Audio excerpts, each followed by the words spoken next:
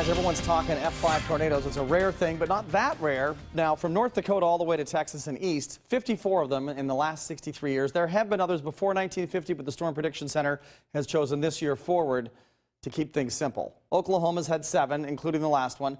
Alabama 7. Texas, Iowa, and Kansas have had 6. Places like North Dakota have had 2. Big weather in Memphis now, getting ready to move through Nashville.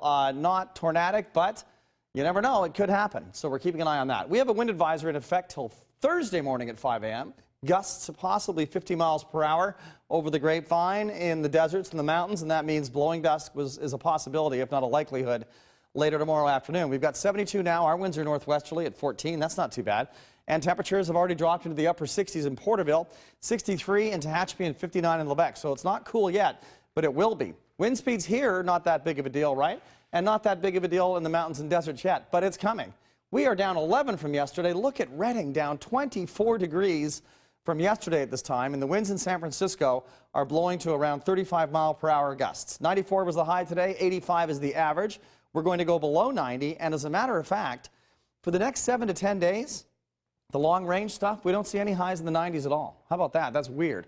Low pressure is going to move on closer to us, park itself near us, and a series of other lows are going to keep moving on through, and it could keep us nice and mild through the rest of the month. I'm not kidding. Isn't that great? The 3-day weekend looks perfect.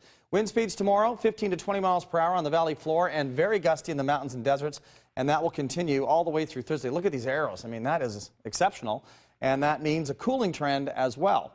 Down south, not too bad. 77 Santa Barbara, 63 in Pismo Beach. The entire state will be a windy state, and hopefully we don't have any fires to go along with this as well, because we don't need that.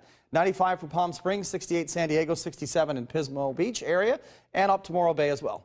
Winds northerly at around 10 to 15 to 20 mile per hour gusts tomorrow, and highs, can you believe it? Mid to upper 70s. Overnight lows in the upper 50s tonight, and that'll feel nice. What a weekend we're going to have. 3 days to play, and great weather in between. But don't play hooky. 70 in Glenville and 75 for Lake Isabella. Mid-60s from Lake Isabella all the way to Tehachapi and points west. In the deserts, it's going to be windy. Highs in the mid and upper 80s, but 30 to 40 mile per hour winds sustained, gusting into the 50-degree range. Low 58, clear skies, northwest winds at 15 to 20 miles per hour overnight. Clear and windy tomorrow, but cooler. High 74 to 77. Northwest winds 10 to 15 miles per hour with the occasional gust to 20. Our 7-day forecast gets us going, and we stay in the 70s. We've got some 80s coming back into the 3-day weekend, but overall, that is easy for this time of year. And the problem is, how do you keep your pools warm enough to get into, right? We just warmed them up, and now we're cooling them off again. 78 doesn't do it. No, it does not do it. Yeah. No, my wife doesn't go in unless it's 95 plus. Are you the same? I certainly am. I thought you might be. In the mountains, cooling off into the 60s. Enjoy the weather.